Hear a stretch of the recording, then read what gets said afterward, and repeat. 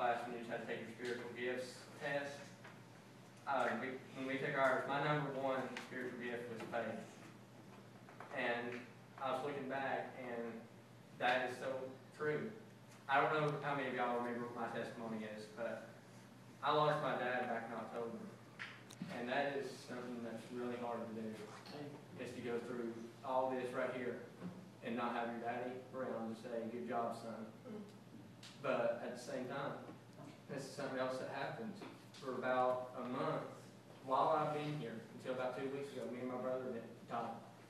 We were mad at he was mad at me. I kept asking him for forgiveness. I apologized to him, saying, I'm sorry. I know what I done wrong, and I'm sorry. And he was just mad at me. But I didn't lose faith. I kept praying out to God. My classmates kept praying to God for me and everything. And he got me through it.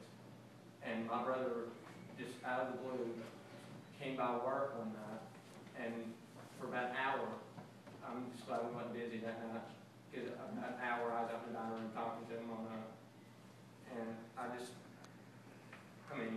it just goes to show when you're staying faithful to God and you stay right with God, that you can conquer anything.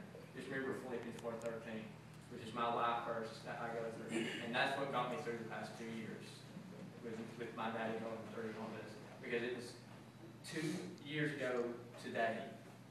Yeah, 2 years ago today, my dad was diagnosed with cancer, which is the day before my high school graduation. And ever since then, I've quoted Philippians 4:13 myself almost every day, which is, I can do all things through Christ who gives me strength. Amen. And he gave me strength. So just don't lose your faith. Stay right with God, and he will get you through anything. All right, so Travis, will you close? Dear Lord, we thank you for this day, and we thank you for everything that you've given us, Lord.